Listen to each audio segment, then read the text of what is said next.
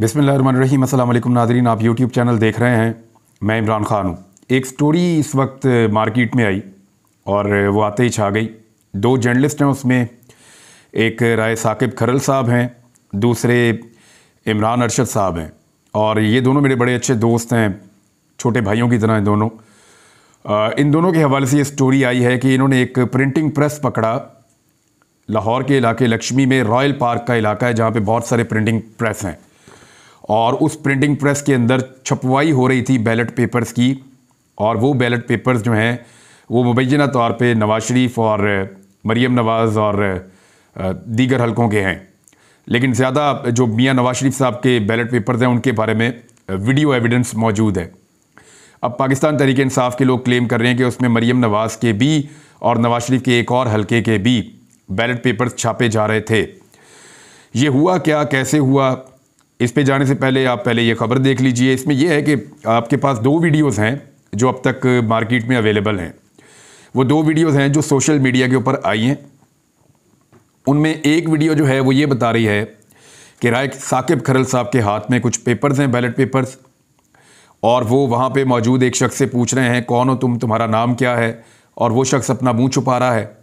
और वहाँ मशीन के ऊपर धड़ाधड़ जो है वो बैलेट पेपर छप रहे थे। ये सब्ज़ रंग के बैलेट पेपर्स हैं और ये डबल पेपर छपता है, बीच में इसको काट लिया जाता है, यानी बैलेट पेपर की दो लाइनें हैं। एक्चुअली जो NA-15 मानसेरा का बैलेट पेपर है जिसमें शहजादा मुस्तासिब जो है वो इलेक्शन जीते हैं नवाज़ शरीफ साहब से, और नवाज़ शरीफ साहब वहाँ पे हार गए इलेक्शन।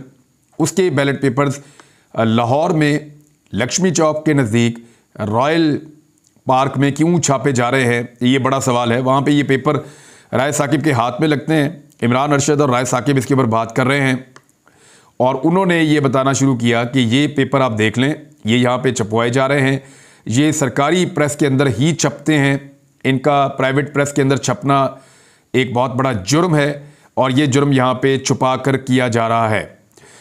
ये जब पेपर पकड़े गए और इन पेपरों के पकड़ने के बाद ये स्टोरी टीवी चैनल्स पे आनी चाहिए थी। अब मैं आपको वो सारा कुछ बताता हूँ जो एक्चुअली हुआ है। राय साकिब और इमरान अरशद साहब खाना खा रहे थे दोपहर का, और ये खाना खा रहे थे गुलबर्ग में। वहाँ इनको एक शख्स आकर मिलता है, उनके साथ बातचीत करता है और वो इनको पहचान लेता है। राय साकिब को लोग पहचानते हैं, इमरान साहब को भी लोग पहचानते हैं, क्योंकि सोशल मीडिया की आपको ताकत का अंदाज़ा है।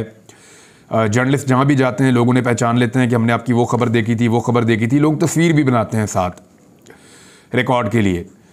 तो वो शख्स आया, उसने राय साकिब साहब को पहचाना और उसने कहा जी, वो बातों बातों में उसने बताया जी कि मैं आपको एक स्टोरी देता हूँ। उन्होंने कहा बताएं। उन्होंने कहा जी रॉयल पार्क में एक जगह है, वहाँ मैं आपको ले जाता हूँ, वहाँ पे मरीम नवाज़ के इलेक्शन के लिए बैलेट पेपर्स छप रहे हैं। अब इन दोनों के लिए बहुत बड़ी स्टोरी थी। इन्होंने फौरी तौर पर इससे पहले कि ये दफ्तर से उसने कहा जी अभी छप रहे हैं, अभी पेपर छप रहे हैं, मैं आपको अभी ले जाकर दिखा देता हूँ। तो ये फ़ौरन उठे, इन्होंने कहा चलो हमें ले जाओ। इनके पास इतना टाइम भी नहीं था कि ये दफ्तर से अपने कैमरामैन्स को और टीम्स को बुलाते। इन्होंने अपने मोबाइल फ़ोन्स पकड़े और उन्होंने कहा मोबाइल फ़ोन का दौर है, मोबाइल फ़ोन में हर चीज़ रिकॉर्ड हो जाती है। और ये फौरी तौर पे उसके साथ निकले और वो रॉयल पार्क के अंदर गलियों में ले गया। वहाँ पे एक बिल्डिंग थी, उसके दूसरे फ्लोर के ऊपर मशीनें लगी हुई थी, नीचे ऊपर हर तरफ वहाँ पर यही मशीनें लगी हुई हैं, वो सारे प्रिंटिंग प्रेस हैं वहाँ पर। तो ऊपर वाली मंजिल पे जो मशीनें लगी थी उनमें से जो आखिरी वाली मशीन थी, उस मशीन के ऊपर बैलेट पेपर छप रहे थे। जैसे ही ये वहाँ पहुँचे और इन्होंने जाकर देखा, अच्छा वो शख्स भी इनके साथ गया। फिर जब ये अंदर गए और इन्होंने ये कार्रवाई शुरू की तो बहुत सारे लोग भी आसपास से जमा होना शुरू हो गए। थोड़ी देर के बाद वहाँ पे रश लग गया और तरह तरह के लोग वहाँ पे आ गए और उन्होंने बातें करना शुरू कर दी। इन लोगों ने जाते ही राय साकिब ने और इमरान अरशद ने, इन्होंने वहाँ पे बहुत सारी रिकॉर्डिंग कर ली अपने मोबाइल फ़ोन्स में। अपने मोबाइल फ़ोन्स में इन्होंने रिकॉर्डिंग की। वहाँ पे लोकल भी लोग इनको मिल गए और वो इनको कहना शुरू हो गए कि ये देखें कितनी बड़ी ज़्यादती हो रही है, हमें तो आइडिया नहीं था कि यहाँ पे ऐसा काम हो रहा है। इन्होंने वहाँ पे जो लड़का था जो छाप रहा था उससे जब सवाल जवाब किए तो वो जवाब नहीं दे पा रहा था। तो फौरी तौर पर एक बंदा आया जिसने कहा मैं इस प्रेस का इंचार्ज हूँ, आप मेरे से बात करें।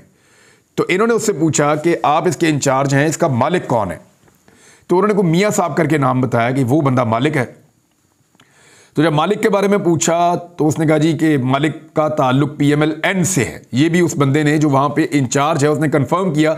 और ये जो असल वीडियो रिकॉर्ड हुई है जिसका रिकॉर्ड राय साहब के पास है या इमरान अरशद साहब के पास होगा। ये जो असल वीडियो रिकॉर्ड हुई है उसके अंदर बाकायदा उस बंदे का नाम और उसकी सियासी वाबस्तगी भी बताई गई है। अब वहाँ पे नून लीग का बंदा है, उसके प्रिंटिंग प्रेस के अंदर जो है वो पेपर्स छापे जा रहे हैं और पेपर्स छापे जा रहे हैं नवाज शरीफ के हल्के के। ये कहानी बड़ी मशकूक हो जाती है। जब ये रिकॉर्डिंग कर रहे थे तो इन्हें खतरा महसूस हुआ दोनों सहाफ़ियों को, क्योंकि लोग अजीबोगरीब इकट्ठे हो रहे थे और रश लग रहा था और वो सारे आसपास प्रिंटिंग प्रेस है, उनकी एक यूनियन भी है और वो इकट्ठे होकर हमला भी कर सकते थे, इनके मोबाइल फ़ोन भी छीने जा सकते थे। तो क्योंकि वहाँ पे लोग इकट्ठे थे, उनमें से एक आदमी को इन्होंने थोड़ा सा काबिल एतबार पाया और दोनों सहाफ़ियों ने रिकॉर्ड को महफूज रखने के लिए दोनों सहाफ़ियों ने अपने मोबाइल फ़ोन उस नौजवान को पकड़ा दिए और उससे कहा कि फ़लाँ जगह पे हमारी गाड़ी खड़ी है, आप हमारी गाड़ी के नज़दीक जाकर खड़े हो जाएं, जब हम आएंगे तो आपने हमारे फ़ोन हमें वापस कर देने। और उस शख्स का फ़ोन ले लिया कि आप अपना फ़ोन हमें दे दें, हमने थोड़ी सी रिकॉर्डिंग करनी है। वो शख्स अपना फ़ोन इन्हें देखकर इनके दोनों टेलीफोन लेकर चला गया, मोबाइल फ़ोन लेकर चला गया गाड़ी के पास। वो वहाँ जाकर खड़ा हो गया और इन्होंने उस शख्स के मोबाइल से 2 वीडियोस रिकॉर्ड की, जिसको आप इंट्रो कह सकते हैं। यानी ये जो वीडियो आप देख रहे हैं ये उस शख्स के मोबाइल फ़ोन से रिकॉर्ड हुई हैं जो अननोन आदमी है, जिसका ताल्लुक सिर्फ राय साकिब साहब से और उस सहाफ़ी से इमरान अरशद साहब से वक्ती तौर पे बना था और ये उनके साथ राब्ते में है। ये मैं आपको कंफर्म कर दूं, क्योंकि बाद में इन्होंने वी ट्रांसफ़र के ज़रिए से उस बंदे से फुटेज मंगवाई थी कि जनाब जो फुटेज हमने आपके फ़ोन में बनाई है वो हमें आप वी ट्रांसफ़र कर दें। वी ट्रांसफ़र जो है फुटेज भिजवाने का एक तरीका होता है, जैसे आप व्हाट्सएप करते हैं या कुछ और। तो उस बंदे ने वो फुटेज इनको भेजी भी थी, लेकिन इन्होंने उस बंदे के मोबाइल से वो फुटेज डिलीट नहीं की। इन्हें लगता था जब ये दफ्तर जाएंगे ये स्टोरी चल जाएगी। ये वहाँ से जब निकले सारी सिचुएशन काफ़ी टेंस हो गई। इन्होंने कहा पुलिस को कॉल किया जाए, इंतज़ामिया आना शुरू हो गई। फिर ये वहाँ से निकल गए दोनों सहाफ़ी। इन्हें अंदाज़ा हो गया कि ये यहाँ पे मामला बढ़ता जा रहा है और इनके पास बहुत बड़ा स्कूप था, बड़ी एक्सक्लूसिव इनके पास एक स्टोरी थी। अब ये जब निकले तो इनके दिमाग में बहुत सारे सवालात थे। एक तो ये था कि क्या ये स्टोरी जो है इसकी मज़ीद छानबीन की ज़रूरत है, क्या अपने सोर्स को मज़ीद चेक करना चाहिए। लेकिन साथ ही साथ ये भी कह रहे थे और इनका ये मानना था उस वक्त, और मैं भी एक सहाफ़ी के तौर पे यही कहूँगा कि ये खुद एक बहुत बड़ी स्टोरी है। ये पेपर कौन छपवा रहा था, किस तरह छप रहे थे, ये साजिश किस तरह हुई है, इसके पीछे कौन है, ये सारी चीज़ें सानवी हैं। असल बात तो ये है कि एक सरकारी पेपर जिसको सरकार के प्रिंटिंग प्रेस में छपना चाहिए, वो पेपर कैसे मुमकिन है कि एक प्राइवेट प्रिंटिंग प्रेस के अंदर छप जाए। बहुत बड़ा सवाल है। ये सवाल इतना बड़ा था, अज खुद इतनी बड़ी स्टोरी थी कि इसको फौरी तौर पे टीवी चैनल्स पे चलना चाहिए था। हम न्यूज़ के साथ वाबस्ता है राय साकिब और इमरान अरशद साहब वाबस्ता हैं न्यूज़ के साथ। ये दोनों अपने अपने चैनल्स को जाके बताते हैं कि हमारे पास ये स्टोरी है और दोनों चैनल्स चलाने से इनकार कर देते हैं। दोनों चैनल्स ने कैटेगोरिकली मना कर दिया कि ये स्टोरी नहीं चलानी और फिर दबाव का एक सिलसिला था।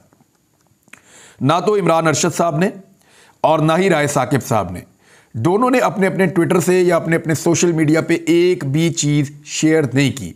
ये दोनों सहाफ़ी एक एक चैनल से वाबस्ता ज़रूर हैं, लेकिन इसके साथ साथ ये दोनों सहाफ़ी अपना सोशल मीडिया भी इस्तेमाल करते हैं और इन दोनों सहाफ़ियों ने, बड़े क्रेडिबल जर्नलिस्ट हैं, मेरे छोटे भाइयों की तरह हैं, इन दोनों ने अपने सोशल मीडिया के ऊपर भी इस स्टोरी को पेस्ट नहीं किया, नहीं डाला, क्योंकि वो ये समझते थे कि ये बहुत बहुत हैवी चीज़ है। अगर चैनल इसका बोझ नहीं उठा रहा तो इसका रिएक्शन बड़ा खौफनाक आएगा। वो इस कैलकुलेशन में थे कि क्या करना चाहिए। और ये जो छापा पड़ा है इसकी तारीख मैं आपको बता देता हूँ, ये 16 तारीख को पड़ा है, जुम्मे वाले दिन। जुम्मे वाले दिन 16 तारीख को ये स्टोरी जो है वो रिकॉर्ड हुई है और उसके बाद लाहौर के कुछ सहाफ़ियों को इसके बारे में कुछ ना कुछ पता ज़रूर था। कुछ सहाफ़ी इसके बारे में जानते थे। मेरी एक चैनल के ब्यूरो चीफ से बात हुई, बड़े चैनल के ब्यूरो चीफ हैं, वो कह रहे हैं जी हमने भी अपना बंदा भेजा था बाद में, लेकिन तब तक मामला साफ़ हो गया था। और वो ये कह रहे हैं कि ये खबर मार्केट के अंदर फैली हुई थी, लेकिन ये चला कोई नहीं पाया क्योंकि जिनके पास सबूत थे वो चला नहीं रहे थे और हमारे पास था कुछ नहीं चलाने के लिए। तो ये 16 तारीख का वाक़या है, 2 दिन गुजर चुके थे, किसी के पास कुछ नहीं था।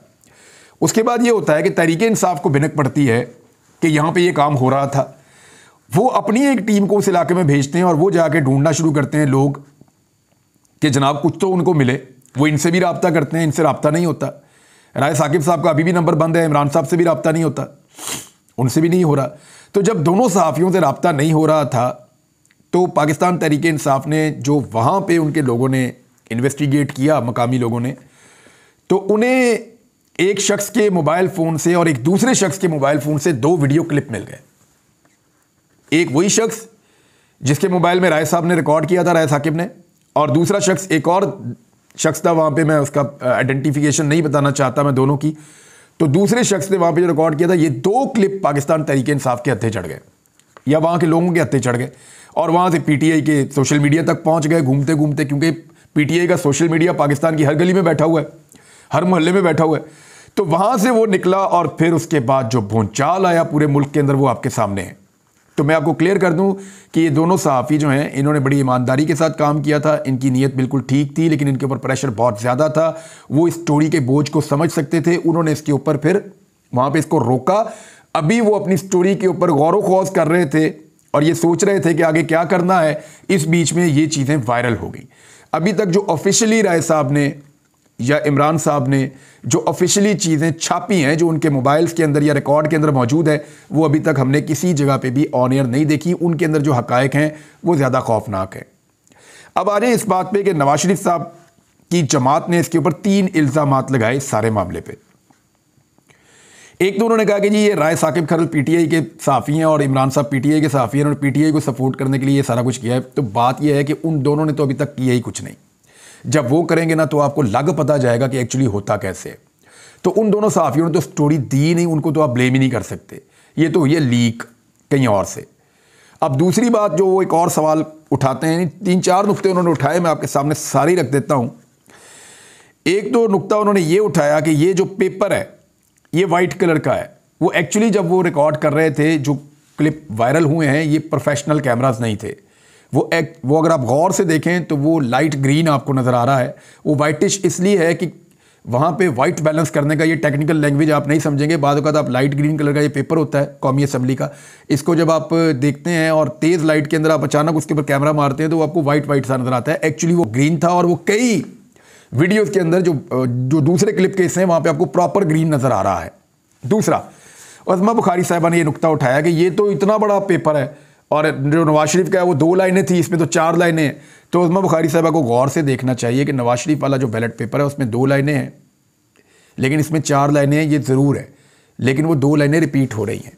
यानी जब भी प्रिंटिंग प्रेस के अंदर पेपर डलता है, अंदर से गुजरता है, तो ये बात याद रखिए कि वो जब अंदर से गुजर के निकलता है तो वो बड़ा होता है, बाद में उसको बीच में से मशीन में काट लिया जाता है, मशीन उसके ऊपर कटिंग करती है। ये बात भी वहाँ पे पूछी लोगों ने कि कटिंग कहाँ कर रहे हो, उन्होंने कहा जी उस मशीन पे कर रहे हैं। तो ये बैलेट पेपर इकट्ठे छपते हैं, बहुत सारे बड़ी शीट के ऊपर छपते हैं, बाद में इनको काट के छोटा कर दिया जाता है। तो वो एक्चुअली रेपिटेशन हो रही है इसके ऊपर। उस्मा बुखारी साहिबा के सवाल का जवाब जो है वो वहाँ पे बड़ा क्लियर दिया गया। एक सवाल PMLN ये उठा रही है कि जो जहाँ पे अंगूठा लगता है और जहाँ पे कागजी कार्रवाई होती है वो वाला हिस्सा कहाँ गया बैलेट पेपर का। तो मैं बता देता हूँ आपको वो कहाँ गया। वो हिस्सा इलेक्शन कमीशन के रिकॉर्ड में पड़ा हुआ है। ये तो सिर्फ बैलेट पेपर छापने हैं ना, जिनसे बक्से भरने हैं। ये जो बक्से हैं इनको भर लिया जाएगा इन पेपर से, और जब इन पेपर से भर लिया जाएगा तो कोई नहीं चेक करने वाला कि सीरियल कौन सी है, अंगूठे कौन से। सिकंदर सुल्तान राजा ने कहा इंसाफ देना है, नवाज शरीफ को इस बात का आइडिया है, और इन जाली पेपर्स की बुनियाद के ऊपर सालों गुजार देना कोई मुश्किल नहीं है पाकिस्तान के निज़ाम के अंदर। लिहाजा ये जो पेपर का साइड वाला हिस्सा है जिस पे अंगूठा लगता है, जिस पे स्टैंप लगती है या सिग्नेचर होते हैं, उसके ऊपर एक सीरियल नंबर लिखा होता है, दूसरा इधर लिखा होता है, तो वो सीरियल नंबर तो आप मैच कर सकते हैं। ये धांधली और 2 नंबरी तो आप कर सकते हैं, लेकिन वो अंगूठे आप नहीं निकाल सकते। अब ये जो है ना, ये 2 नंबरी की जा रही है। ये 2-3 सवालात उठाए थे, इन तीनों के जवाबात बड़े सिंपल हैं। एक, वो साइड वाले हिस्से के ऊपर वोट नहीं डलता, जितने हिस्से पे वोट डलता है वो वोट तैयार किया गया है। नंबर 2, वो एक शीट के ऊपर ज़्यादा वोट तैयार होते हैं, बाद में कटिंग हो जाती है। नंबर 3, इसका कलर जो है वो ग्रीन ही है, क्योंकि कौमी असम्बली के हल्के का जो पेपर है उसका कलर ग्रीन है। अब आ जाए इस बात पे कि रोला बहुत पड़ गया है इसका पूरे मुल्क के अंदर। अब इसमें होगा क्या? देखिए, वो सारी चीज़ें उठा ली गई हैं, इंतज़ामिया ने सील कर ली हैं, लेकिन इंतज़ामिया ने अभी तक ना कोई मेरी इत्तला के मुताबिक मुकदमा दर्ज किया, ना कोई चीज़ बताई। देखें, अगर तो ये एक साजिश है और ये 2 नंबरी की जा रही है तो इसके ऊपर एक मुकदमा दर्ज होना चाहिए था ना। अभी तक इंतज़ामिया ने इसके ऊपर मेरी इत्तला के मुताबिक, जब मैं आपसे बात कर रहा हूँ, मेरे सामने ऐसा कोई मुकदमा नहीं आया जो दर्ज किया गया हो। ये हुआ क्या? नवाज शरीफ साहब से शिकस्त बर्दाश्त नहीं हो रही।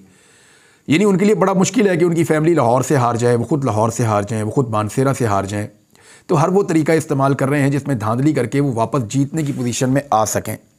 अब उसके लिए इस किस्म का एक प्रिंटिंग प्रेस भी इस्तेमाल किया जा रहा है मुबैना तौर पे, और वो आपने सारा कुछ देख भी लिया। एक चीज़ और है, मुझे याद है अच्छी तरह 2008 के इंतखाबात के बाद लाहौर में एक ज़िमनी इंतखाब हो रहा था जिसमें सैफुल मलूक खोखर नून लीग के थे और ज़हीर अब्बास खोखर पाकिस्तान तहरीक इंसाफ के थे। इन दोनों के दरमियान एक मुकाबला हो रहा था लाहौर में ज़िमनी इंतखाब का। इस इंतखाब से 2 दिन पहले मुझे एक टिप आई और मुझे बताया गया कि इच्छरे के अंदर एक गली में एक जाली दफ्तर बनाया गया है और उसके अंदर कुछ 2 नंबरी हो रही है, आप उसको चेक कर लें। मैंने वहाँ पे कुछ दीगर दोस्तों के साथ मिलकर छापा मारा और जब मैंने वहाँ देखा तो वहाँ पे मुझे क्या मिला, मुझे वहाँ पे बेशुमार बैलेट पेपर्स मिले। इतनी बड़ी तादाद में मिले कि मैं हैरान हो गया। हज़ारों बैलेट पेपर्स थे और उनके ऊपर शेर की मोहर लगी हुई थी, यानी शेर के निशान के ऊपर मोहर लगी हुई थी। और वो जो मोहरें थी वो भी वहाँ से मैंने बरामद की, वहाँ से मैंने वो पेपर भी बरामद किए, वहाँ मैंने पुलिस को भी बुलाया, वहाँ मैंने बंदों को भी पकड़वाया और आसपास के लोगों को बताया गया था जी कि इलेक्शन कमीशन के बंदे हैं तो इनका ये दफ्तर बना हुआ। और रियली में वहाँ पे इलेक्शन कमीशन के बंदे आते थे। PMLN के लिए उस दौर में धांधली की जा रही थी। तो वो जाली एक दफ्तर हमने पकड़ा और उसके अंदर से ये सारी चीज़ें उस दौर में भी बरामद की। तो ये PMLN का पुराना तरीका वारदात है, ये उससे मिलती जुलती चीज़ है जो इन्होंने दोबारा कर दी है। अब सुप्रीम कोर्ट ऑफ पाकिस्तान में धांधली वाला केस लगा हुआ है। सुप्रीम कोर्ट ऑफ पाकिस्तान को ये चाहिए कि ये भी सारा रिकॉर्ड मंगवाएं और ये बैलेट पेपर्स भी मौजूद है, वहाँ मुकामी लोगों के पास भी मौजूद है, मंगा के देखें और चेक करें, पता करें कि इंतज़ामिया ने इसके ऊपर क्या किया है। कमिश्नर को भी बुलाएं, इन दोनों सहाफ़ियों को भी बुलाएं और इनसे पूछें कि इन्होंने वहाँ पे क्या देखा। ये जो पेपर था उसकी क्वालिटी के हवाले से मैंने ख़ास तौर पे जो मेरे सोर्सेज हैं उनसे पूछा तो उन्होंने कहा हैरान कुन हद तक ये जो पेपर था ये उसी पेपर की तरह था जिस पेपर पे वोट डले हैं। आपको पता है ये ख़ास पेपर होता है, ये आम आदमी को नहीं दिया जाता, ये मार्केट में अवेलेबल भी नहीं होता। जिस पेपर के ज़रिए वोट बनता है और उसके ऊपर वोट डाला जाता है, ये ख़ास पेपर होता है और उससे बिल्कुल मिलता जुलता पेपर या बिल्कुल वही पेपर, यानी वहाँ लोग ये भी बता रहे हैं कि हमें तो शक हो गया कि ये वही पेपर है जो इलेक्शन कमीशन ऑफ पाकिस्तान का पेपर है। तो जब उनसे पूछा गया वहाँ पे जो प्रिंटिंग प्रेस वाले हैं तो उन्होंने कहा जी अभी हमें ये पेपर थोड़ी देर पहले पहुँचाया गया है, चंद घंटे पहले हमें कहा गया कि इसकी प्रिंटिंग की जाए और हम ये प्रिंटिंग कर रहे हैं। वहाँ जो एक और बंदा था उसने क्लेम किया कि यहाँ कुछ और हलकों के पेपर भी छापे गए हैं, बैलेट पेपर छापे गए हैं। तो ये है जी असल कहानी, मैंने आपके सामने रख दी है। अब इस धांधली पे भी क्या कोई खामोशी रहेगा या मशीनें खुद बोलना शुरू हो जाएं कि हमने जाली पेपर बनाए हैं? मुझे तो लगता है कि हमारे चीफ जस्टिस ऑफ पाकिस्तान को धांधली नज़र नहीं आ रही और ऐसा लगता है कि अगर नवाज शरीफ साहब अपने मुंह से भी कह देंगे कि मैं धांधली कर रहा हूँ इस मुल्क के अंदर और मैंने बहुत धांधली की है, तब भी शायद हमारी अदलिया ना माने। ये जी टोटल स्टोरी थी, मैंने आपको बता दी। अब तक के लिए इतना ही, अपना ख्याल रखिएगा, अपने इस चैनल का भी। अल्लाह हाफ़िज़।